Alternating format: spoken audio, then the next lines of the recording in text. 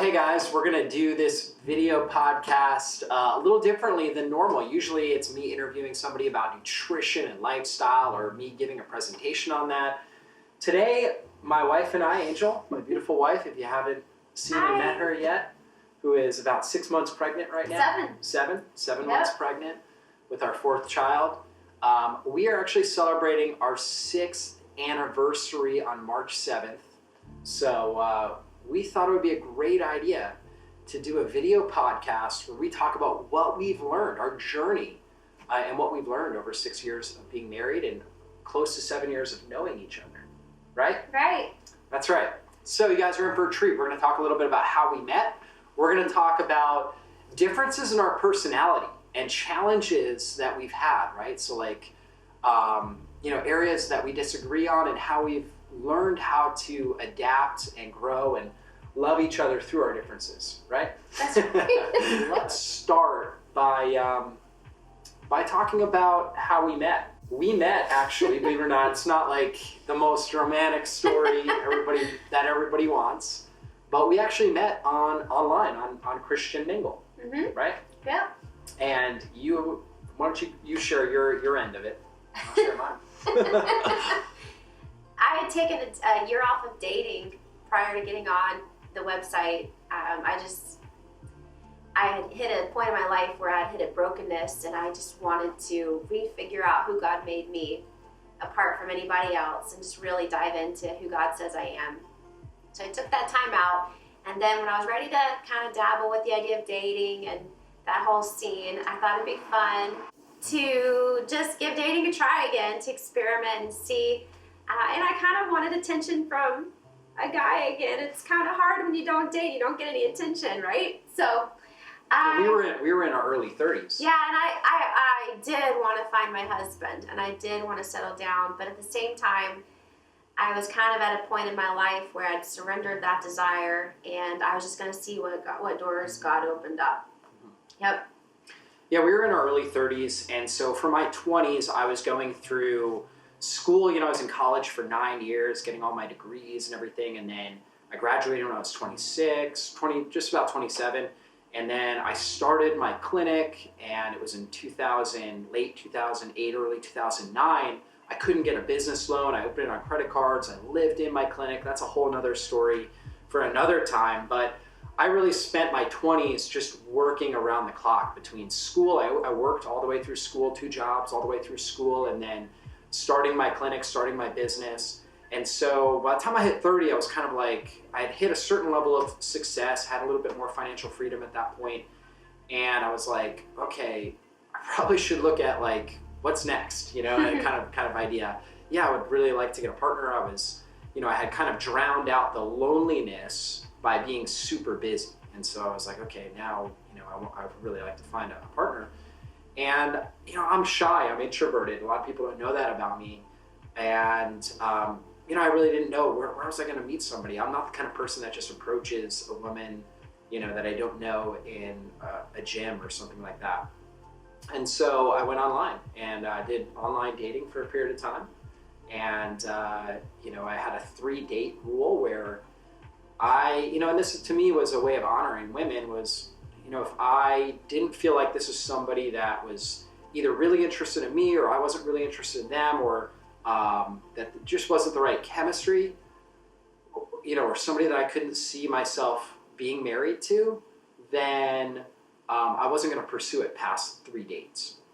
And I think it's a really good idea for men in general, right? Because women tend to, really men can as well, but women can certainly lose their heart, right? Give their heart over to a man that's, just interested in a good time and not really in a future. Yeah. And so I met Angel, and I had gotten frustrated with the online dating because I had gone on dates with probably like 12, 15 different women, and, nobody was the right one. And so I got on a different channel. It was Christian Mingle. I was on a different one before that, and that's when I found Angel. Yeah. And then I had to persuade her to go out on a date with me. Yeah, he didn't have to persuade me. So I was on Christian Mingle. I think it was a 3-month period that I had paid for, and I was toward the end of that 3 months, and I met some cool guys, but it wasn't the right fit for me. I like it better than some of the other dating websites, by the way, because a lot of them are very secular. It's hard to find quality people, although you can, it's harder.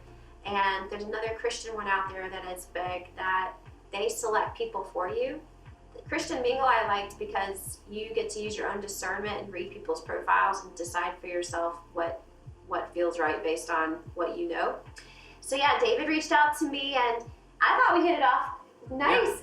He used a phrase that turned me off. He said he went to a spirit-filled church, and at that time in my life, I was turned off by that. I'm not anymore. Now I love it, but at that time in my life, that kind of scared me. I didn't know what that meant. And yeah, you mentioned your mom had a farm. I thought that was kind of cool. Yeah, and he came from a big family, and yeah, I loved his profile. I loved what he had written. The funny thing though is I assumed you were a medical doctor. Mm-hmm. That's right. Yeah, I didn't know what type of doctor you were at first. And when I found out what type of doctor, I was disappointed. I wasn't one of those real doctors, right? Because that's where I was in my thinking at that time. Yeah, yeah, you were very medical, pro-medical. Yes. And you had a bad experience with a chiropractor. Yes. So you didn't think highly of chiropractors. And I wasn't educated. Yeah, you weren't educated. And so, with Angel, I thought, obviously she was drop dead gorgeous, beautiful. And you know what I also noticed, and this, I didn't really realize this until I started going on dates, especially with online dating, was that a woman's voice is very important to me. And some people have voices that just the tone of it, I don't know, it just like almost creates more stress, right? It's like a stress response. And she had just such a pleasant voice because we talked on the phone. And so she had such a pleasant voice. I loved her laughter and her giggles and things like that. And so I was like, wow, this is really, really, really interesting, attractive woman. And we had similar values, right? So we had values of our faith first, and obviously, I think that's critically important to have good values in the people that you're going to be with. Now, I very much valued health, and she thought she did. I right? did She value just didn't. health. You valued health, yeah. Yes. And obviously you still do, and that's why you were able to make this sort of just not aware. change. You just weren't aware. Yeah, I just had a lot to learn. Right, exactly. Yeah. And so anyways, we went on our first date, was July 4th, 2014. So after lots of messaging and phone. Not a lot, actually, just like a few weeks, right? Was it? I think it was a few weeks. I think it was. I finally persuaded her to go on a date with me. Now, it was July 4th, so you didn't want to do anything in the evening with me. You wanted to do lunch. Yes. Because fireworks and romance, I didn't know what to expect, and I didn't want him to make a move on me, and so I just said he agreed to do lunch with me on July 4th. Yeah. So we did lunch, and it was strictly as friends, right? Although I let him buy it for me. But it was it was as friends, and so anyways, I met you at a restaurant, yeah. And this is a restaurant that is in downtown Atlanta, and it's fairly well known, and it's got very healthy food, right? More organic, grass-fed, animal products, wild-caught fish, things like that. And it's very exotic. It's like an exotic-looking place. It's called R. Thomas.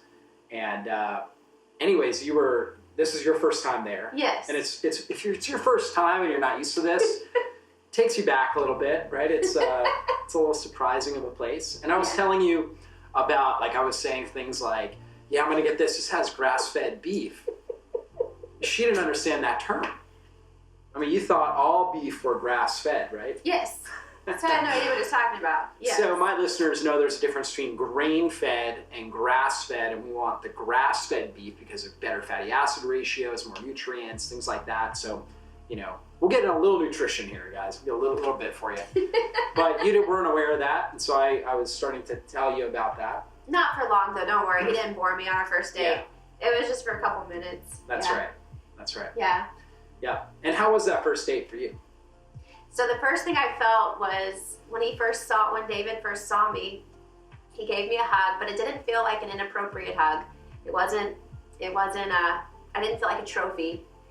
It was just like a friendly hug. And he said, wow, you're beautiful, Angel. And that was the first thing, but it didn't feel inauthentic. I could just tell that he felt safe. I felt safe in his presence, and I felt like I could trust him right away. That was the first feeling that I had. And that was a great compliment to me. She didn't tell me that till a lot later, but hearing her say that is a great compliment. That's how I want to raise my sons. When my sons go on a date with a woman, I want them, when they're like 35, when my sons go on a date, I want that girl to think, I'm safe here. It's a really great trait. So praise God for that. And anyways. He prayed, he pulled out my chair as a chivalrous and said a prayer for a blessing. I like that leadership element. And then we just talked. Yeah. And exactly. I felt so safe that I felt like I could share my story, because I'd had quite a story the year before that. Yeah. Quite a journey in my life, and I felt so safe and so comfortable that I shared my story and what I'd been through. Yeah, and she had hit rock bottom, so it was, she was really sharing her heart. And then afterwards, we went out and we took a walk, and because it was during the day, we took a walk, and she took off. I think you had sandals on, because you had you had a dress. Okay. Yeah. And you took off your heels. She didn't want to walk with her heels, and so she was grounding. So that's like a health benefits to that. So I'm like, that's cool. And I just thought, she's like really free here, and that was very attractive to me. I thought, that's very, very attractive. And she was laughing, and I could tell she was having a great time, and she felt free to be herself. And I loved that. I had been on dates with girls that I felt like were just like holding. I think there's like an awkwardness that I felt with a lot of girls that was a turnoff. And I felt like she was being very, very free and open. I felt that energy, and that was very, very much attractive to me. And that came because of my time off of dating. Yeah. I'm a big advocate for people taking time off of dating. Mm-hmm. Obviously, everyone's story is different, but when you have that time to just really center in on who God made you to be, and just really zoom in on the love that God has for you, it can be such a confidence booster and such a freeing, so freeing.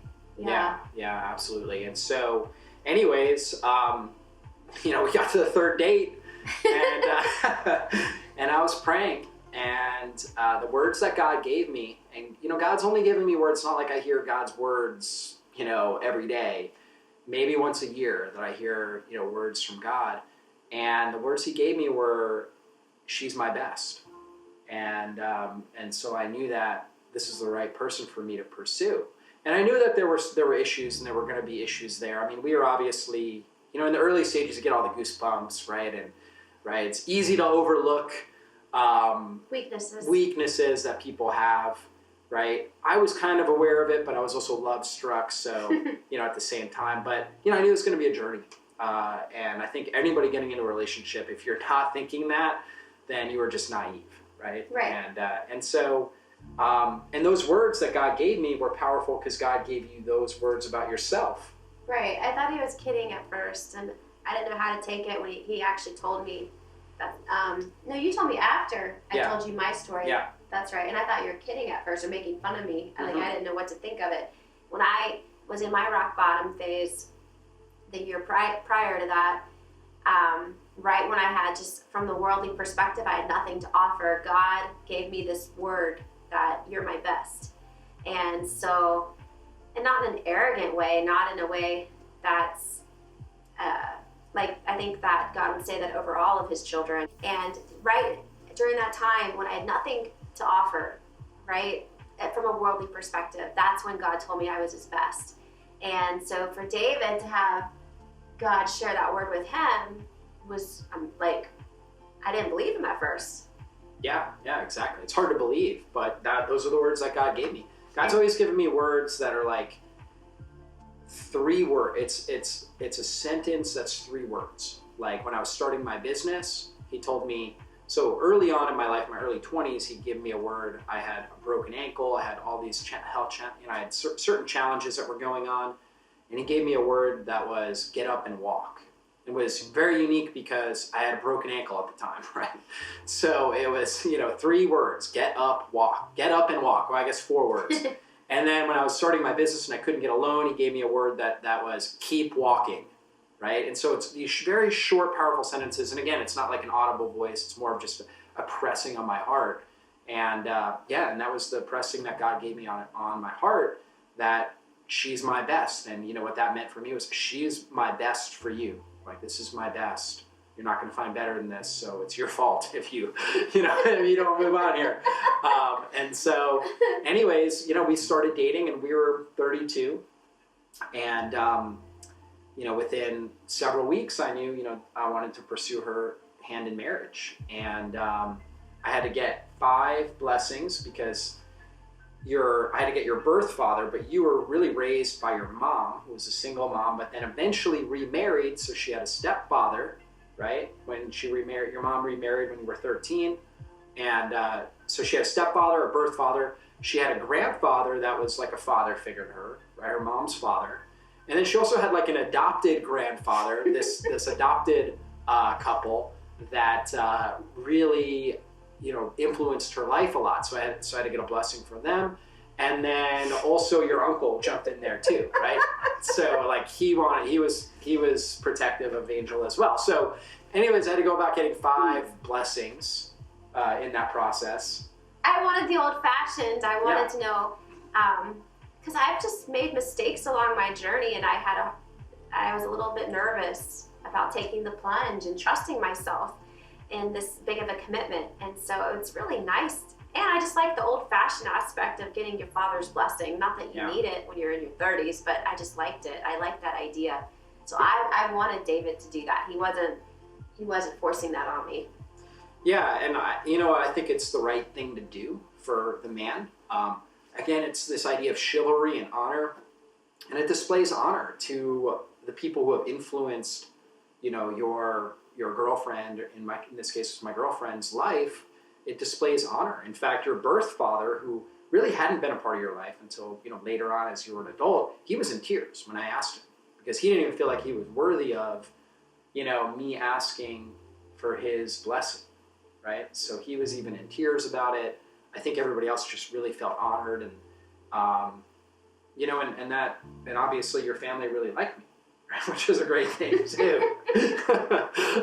So the blessings were easy because I knew everybody really liked me a lot too. Yeah. Yeah. Everybody loves David. He's hard not to love. So, anyways, with that said, one of our first arguments actually was when we got the ring. Right? I've never spent money on jewelry.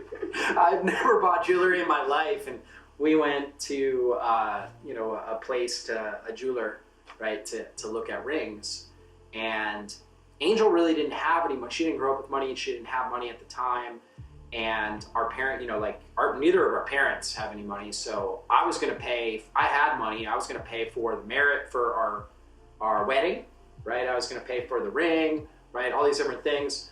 So I was thinking, and I'm definitely more frugal as a person in general. So I'm thinking, okay, I've got this amount of money that I can invest. We're going to have a wedding. We're going to have this. And so I'm thinking through things kind of mathematically. I'm like, okay, you know, the ring, right? What does that cost? $1,000, $1,500? I mean, like, how much is a ring, right? It's a lot, but you know, that's what I was thinking in my head. So we looked at rings, and the one she liked was like, what, $5,000 or something? And I was kind of like just intimidated by it. And yeah, we had, you know, you have arguments that come up. And so in my head, I was thinking, we're already a team here. I have this amount of money. How are we going to spend that on the ring? And she was thinking, aren't I worth this amount? Right?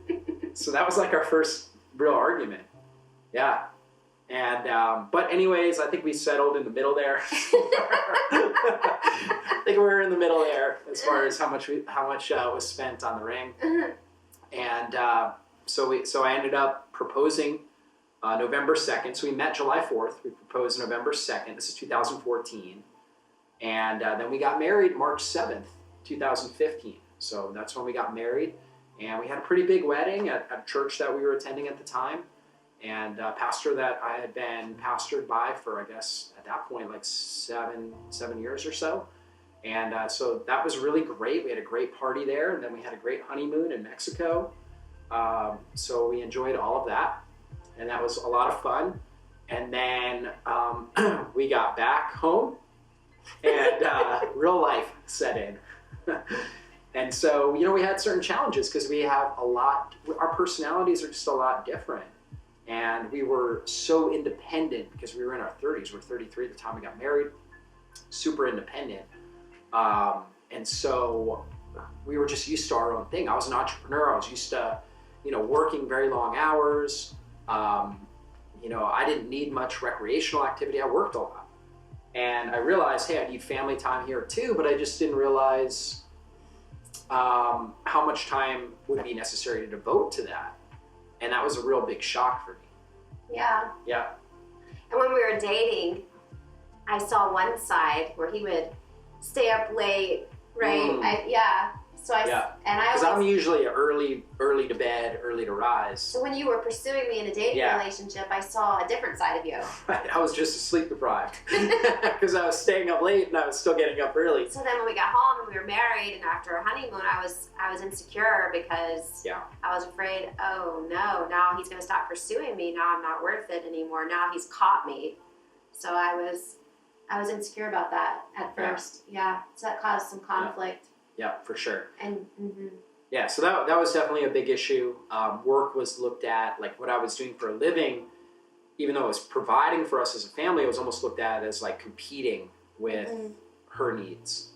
And so there was clashing with that. And I was thinking, well, this is what I need to do, right? So, and it was part of my identity and this and that. And so anyways, marriage has a way of really exposing your pride. And when you're single, you don't necessarily realize your pride because nobody's calling you out on it. Yeah. And if somebody does, you usually just kind of block them out of your life, whatever it is. When you're married, you can't do that. You can with friends. Special friendships can do that. Right. But it's harder to come by, and it's not as intimate. You're not you've seen me at my worst, and I've seen you at your worst. Right. Yeah. Exactly. Yeah, that's right. And so, anyways, just some of the differences between us that were clashing. I grew up, a number of things. One is that I'm non-confrontational, and I'm an introvert and a internal processor. So that means that basically when stuff happens, before I really want to talk about it, like if something happens in my life, maybe a stressful thing or something, before I talk about it, I gotta process it. Sometimes that can take a few hours, sometimes it can take a few days, maybe even a few weeks before I really want to communicate about it. And it's very awkward, and actually it really it's irritating for me when I start to communicate about something I haven't actually processed. It actually is more stressful for me. Whereas a verbal processor is the opposite, and you're a verbal processor. Yes. And so a verbal processor, you want to explain? When I have something stressing me out, the way that I work through it is by talking it out. And so as I talk and it comes out of me, I'm able to kind of come up with solutions. But as long as it's inside of me, I hate it. I hate it being internalized. Yeah.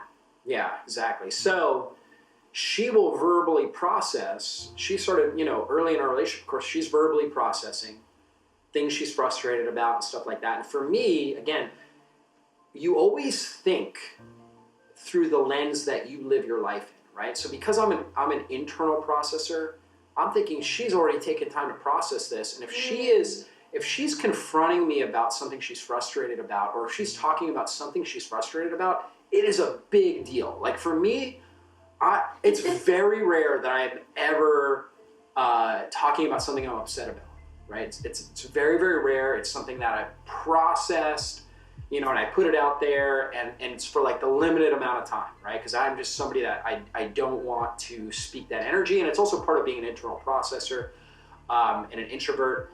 And so she would be talking about stuff she was frustrated about. Oftentimes it was about me, sometimes it was about other things, but all of it stressed me out because I'm thinking like worst case scenario, she's not happy. And for a man, when his wife or his significant other is not happy, that's really stressful. For a man, what gives me the greatest pleasure is when she's happy. Like it brings peace to me. It's like the greatest form of joy is when I see my family happy. So like even today, when she starts externally processing and it's negative stuff, my stress hormones go up, and I know she's externally processing. So like in my head, I'm saying, well, it's just external processing. She just has to get it out. But in my head, I'm like, I'm stress hormones go up. In my head also, sometimes I'm judging her. I'm like, why is she so negative right now? Like, I'm thinking that. And that's, again, a form of pride, right? So it exposes my own sin, my own pride.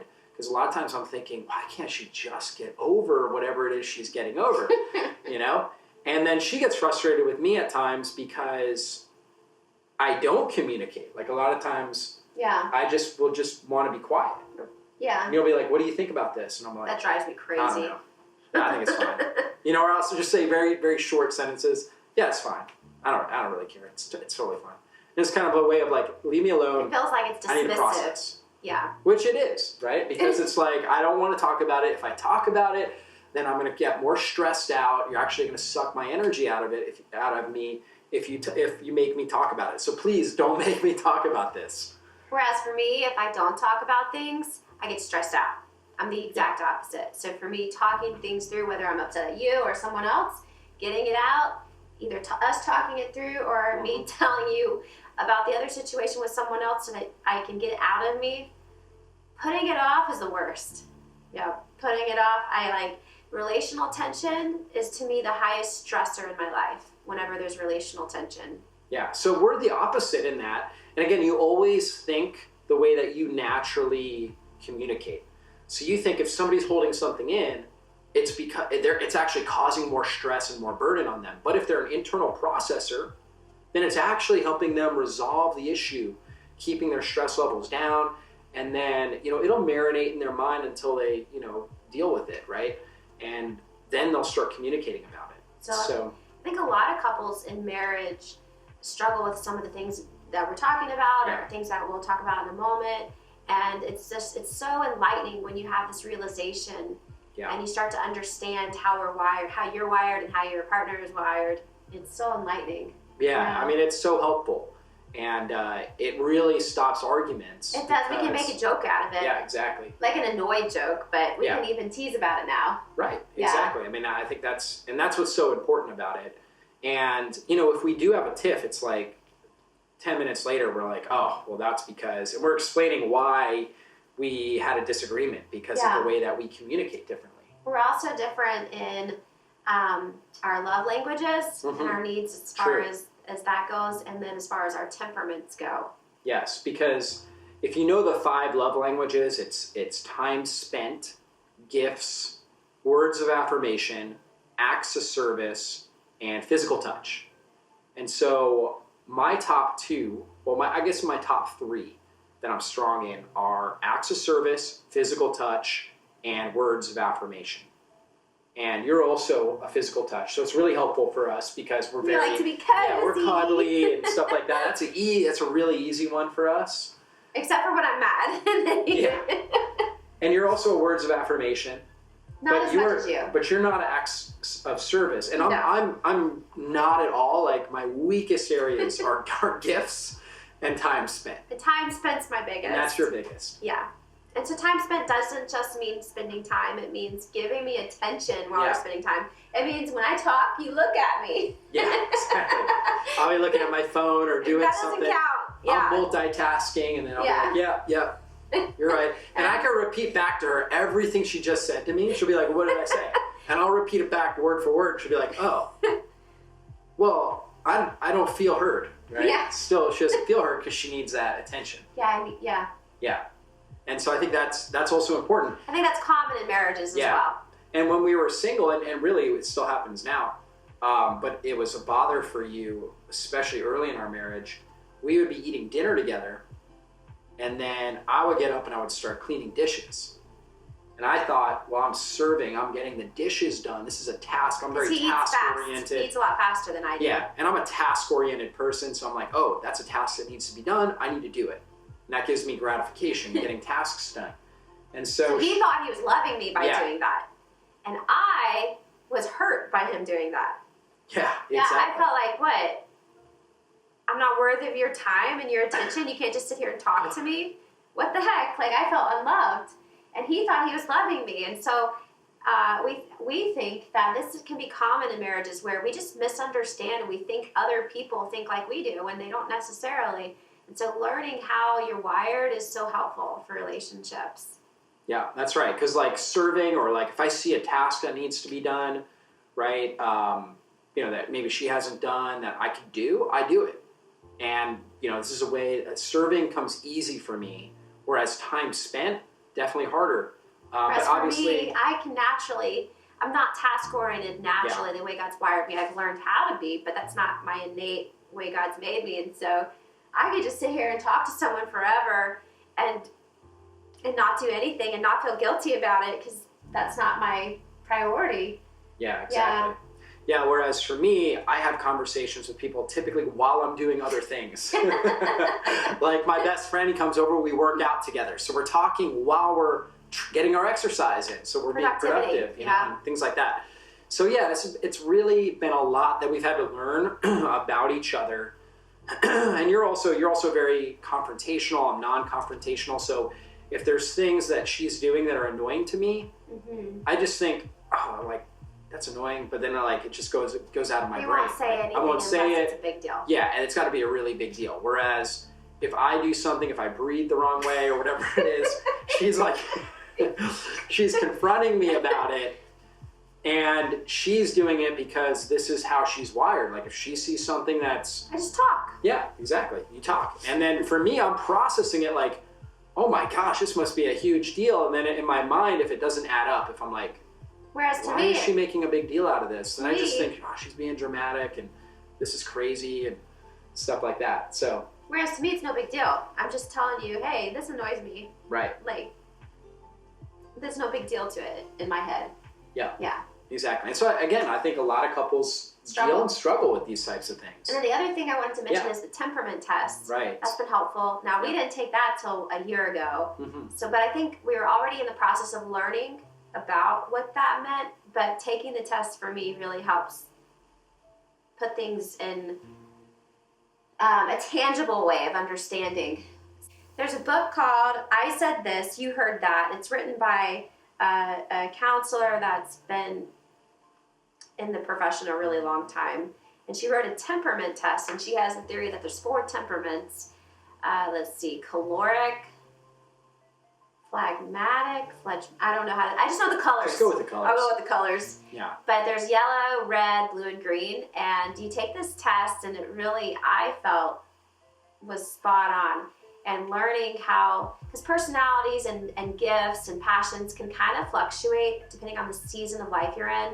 But according to this author, temperaments are there for life. So understanding the innate way God has created you with your temperament and the needs that you have, the natural weaknesses or propensity towards weaknesses that you have and strengths that you have can really help. So in our relationship, we've taken that. We took it a few times. To make sure we did it right. Because the first time I took it, I didn't take it right. I took it according to what I've learned in life, and not according to how I am naturally. Yeah. And so, I mean, just real quick, Reds tend to be drivers, entrepreneurs, very goal-oriented types of people. Competitors, athletes are oftentimes red. And so they're very driven, typically very, very driven, internally driven people. I'm a red. That's probably my dominant. Yellows are very fun-oriented, very people-oriented, extroverts, right? And that's you. You're very much a yellow. And so like Reds think goal. I want to accomplish goals, right? I'm task-oriented, things like that. Whereas Yellows think fun, relationships, that's a big driver for them. And then Greens, I'm also a green, that's my second. Greens are very peace-oriented. They need harmony and peace, and they tend to be more introverted. And so I'm a red-green, which is a good mix because I'm very driven, but also at the same time, Reds can sometimes be, angry and, things like that, very frustrated easily. And the green helps kind of balance me in that area a bit. And then the other type is blue, right? And you can explain blues. Blues tend to be more introverted, more task-oriented, and very good at details, organization, tend to be perfectionistic, tend to be sensitive towards the needs of others, very empathetic. Yeah. And then, so you're a yellow, or primarily a yellow. Yes. And I'm kind of a good blend of the red and the green, right? And so the author of the book says that you're not supposed to be those blends, so he's an anomaly we can't figure out. I'm an anomaly, exactly. So, but anyways, it's very interesting to kind of see this, and then she'll say, a lot of times she'll be like, I saw your red come out. Yeah. Meaning like I was too aggressive about something. A lot of times with our kids, like if our kids are not obeying, I'm like, come on, I just grab them by the hand and, pull them along, right? And so, so sometimes my red comes out, right, where I'm just more red dominant. And, you go through different phases and different seasons. Like when I was building my business, I was probably super high red, right? And then as having a family and settling down more, I'm at more green probably than the red, but I still have kind of that balance there. So yeah, that has been really, really interesting. So we encourage you to check that out. It's been really helpful for us, and even in relationships with your family members, your friends, it really helps to understand how their natural tendencies and their strengths and their weaknesses. And the cool thing is as you mature emotionally and spiritually and find your identity in Christ, the weakness column shortens. Yeah. And it's really cool to see that happen. Yeah. Like yellows tend to be disorganized, and they tend to be scatterbrained and forgetful and flaky. That's our weaknesses. And it's been cool to see how God's been sanctifying me in some of those ways that I'm naturally weak. Yeah, exactly. Yeah. Yeah, and greens tend to be very indecisive and kind of slow moving and stuff like that. And so there's times where I'll be like, I don't know, like, I'll just be indecisive about stuff. And she'll be like, I need your red to come out. Manifest the red, right? So yeah, that has been really That's been big in our relationship. Yeah. So let's kind of finish off by maybe like top 3 or 5 life lessons that we've learned in 6 years of marriage. So I would say, the first one is always give her the benefit, like for me, always give her the benefit of the doubt, right? I think that's a really important one in the sense that sometimes she'll be saying things and I'm like, she's just been so negative today, or she, like my mind will start going there, like, why is she, but I always have to remind myself, give her the benefit of the doubt. She's processing. This is just something that she's working through. And, this is how I can serve her. So I can reframe it because I'm an acts of service. So rather than thinking this is such a drain on me, listening to her or whatever it is, it's more like this is how I can serve her because she's just explaining that she has a need right now. And this is the way I can show love and serve her. And she's going to process through it because she's a great person. She's got a great heart. And, this negativity doesn't define her. So I think that's an important thing. Yeah. What would you say, the same? Yeah. Because I've said things at times that you've been very sensitive about, right? And early on in our marriage, you were very sensitive. I think I would say the same thing as give your spouse the benefit of the doubt. Yeah. If they've earned it. Right. Yeah. That's been huge. That's been really huge, actually. Yeah. Because there's times where my feelings and my emotions aren't congruent with what my head thinks is true. Like, he says he loves me, but yet I don't feel like he loves me. And so just kind of trying to put myself in his shoes. That's the second thing, is put yourself in their shoes. Try to think through their lens and their worldview and the way that they're wired. That's another one. Huge. That's a huge one, right? Yeah. You really get to know your spouse or your significant other. If you think they're just like you, if you think that they communicate just like you, then you probably haven't done enough research. It's possible that's the case, but it's probably very rare. Females tend to communicate differently than males, right? And so it's, and we talked about, people who, confrontational people, non-confrontational. We talked about introvert, extrovert, verbal processing, non-verbal processing, right? And so you really need to understand and try to really know your spouse. So when they act in a certain way, if you just take a step back, take yourself out of the moment and the emotions and just say, oh, well, that's why they're doing that. And I also think about, like, okay, you were raised by a single mom. You felt rejected by your dad early on. So you're very, like there's a natural part of you that has a wound. And that wound, it can be easily aggravated, and to where you start feeling rejected. And the way you deal with that is you either fight right? Or you get really depressed, right? And your initial response is to fight, right? Or to get mad. And so when you're feeling rejected by something, maybe something I said or something that happened, you want to fight and you need to process it and you need to talk about it. And that's just, the internal wound that you have. We all have wounds, right? Yeah. And so I think that's a big factor. Like for me, my parents, they went bankrupt when I was growing up. And I saw my mom had to give up her Jeep, right? Because they couldn't pay for it. We had to give up their dream house and all this kind of stuff. And I watched my mom crying about this. And I thought, I never want to have financial stress in my family. So if I ever feel like, man, we're in financial stress, which was early on in our marriage, we're doing a lot better now. And I've also become more mature and balanced in this area. But if I ever feel like that, or I feel like she's being not responsible financially, then I get stressed.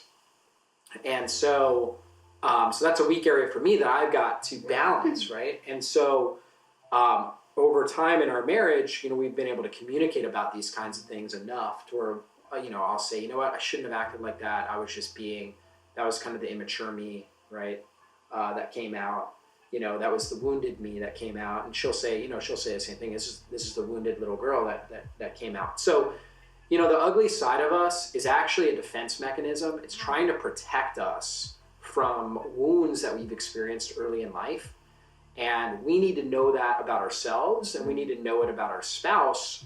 So that way, when stuff happens and we act defensively and, the ugly side of us comes out, we can retrace and go back, oh, I understand why I reacted like that. I felt like you were being irresponsible. I just felt like you were not thinking about our long-term financial security, or, you weren't valuing the time I needed to put into the work that I'm doing, or she'll say, you weren't thinking about how I would respond, because you were so busy or whatever it was, and I felt rejected. So we're able to go back to basically retrace and talk about where those wounds were. So know each other's wounds and what things aggravate those wounds. I think that's super, super important. Another good point is to know each other's needs.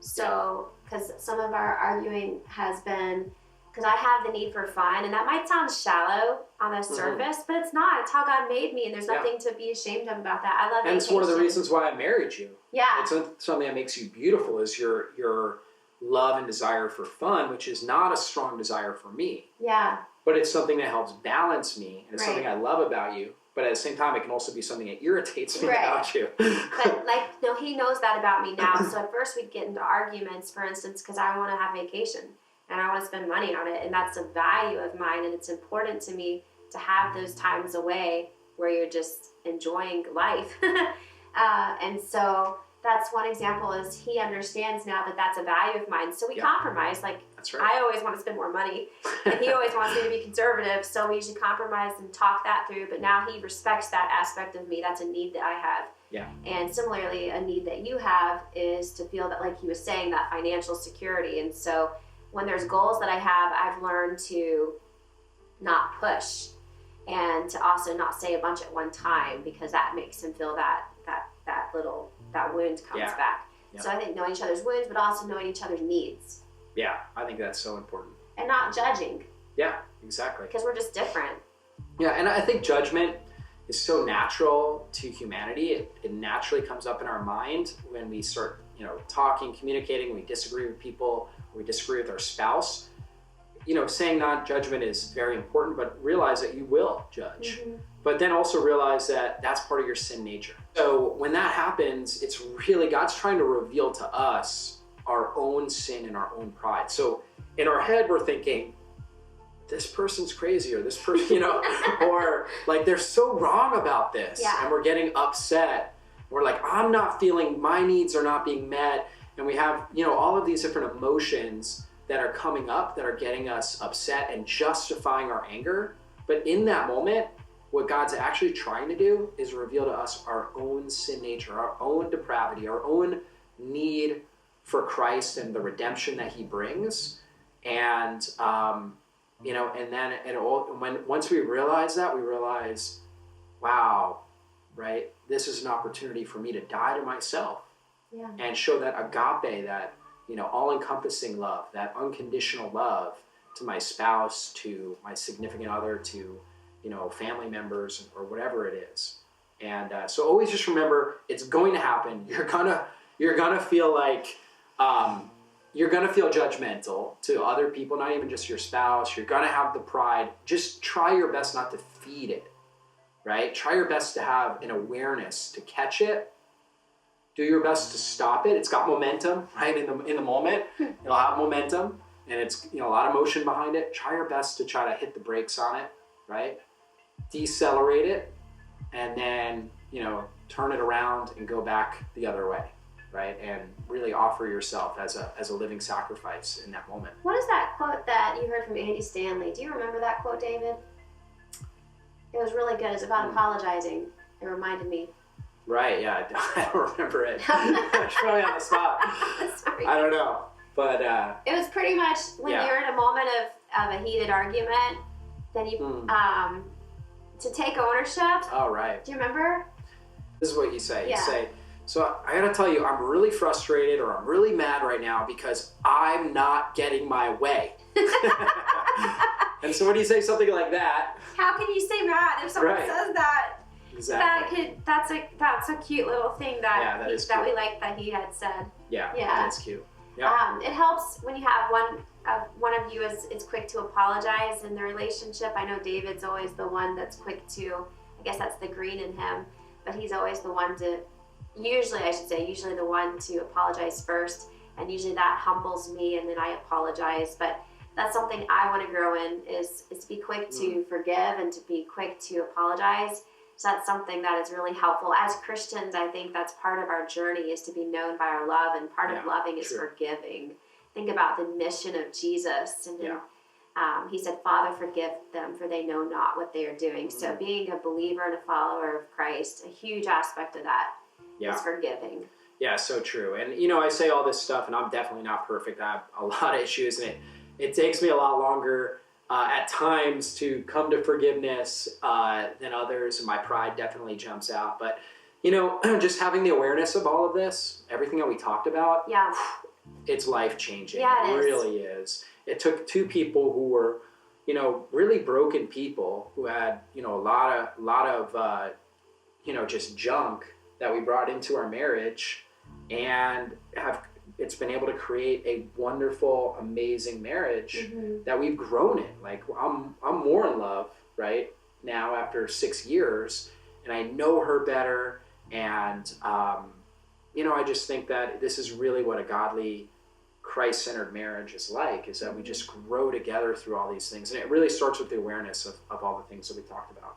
Yeah. Yeah. And if you have a crisis or a stressor in your life, maybe God can use that to bring you closer together. Yeah. I know with us, we got pregnant so fast. Right. And it was pretty stressful. I didn't even explain that. Yeah, we got married on March 7th. We conceived in mid-April. Yeah. Found out she was pregnant with twins. Yeah. Found out she was pregnant with twins in like mid-May. And then we had our boys December 31st that same year. So we had 2 children, twins, and we hadn't even known each other for 2 years. It was like a year and a half, right? We'd only been married for 9 months, right? So God used that. We had the choice. That was either going to drive us apart or drive us together. And thankfully, we were able to, that really helped, because we had the first couple months of marriage, it was terrible. Tough. Yeah, it was like fighting every day. Yeah, exactly. It seemed like it. That's it was for terrible. Sure. Yeah. It was so terrible. Right. And then when I got pregnant, something snapped, and God used that to draw us together. Right. Yeah. Exactly. So if you have a hardship in your life, I pray that you can use that to draw near to each other and to persevere through that. That's right. The quote is, adversity can either make you or break you. And for us, it made us, right? It brought us together. We were a team. I think that was really when you started to see us as a team. Yeah. Right? Rather than kind of 2 individuals trying to get our needs met. Yes. And I think that's so valuable. Yes. So hopefully, guys, this has been really great for you guys. And we can do this every year, right, for our anniversary. And those of you who've been married a lot longer than us, maybe, I'm sure we have lots to learn. I'm sure we do. We don't have teenagers yet, but we do have 3 kids. We had one time 3 under 3. Yep. Lots of diapers. 3 young kids. Now we'll have 4. 4 and 5 years. Yeah, exactly. Yep. So, when you're not sleeping well, adds a whole nother layer, right? Because you have babies, so that adds a whole nother layer to everything.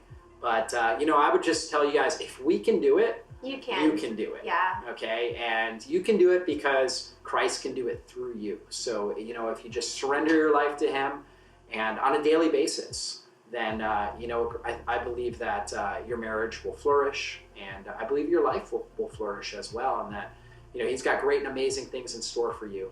Things beyond anything we can think, dream, or even imagine. And I don't say that in like a prosperity gospel way. I say that just in a way that things that will shock us. It's not like we're all going to get rich and stuff. It's more like just the way that he's going to communicate through us, use us, and just make a difference in people's lives and humanity as a whole.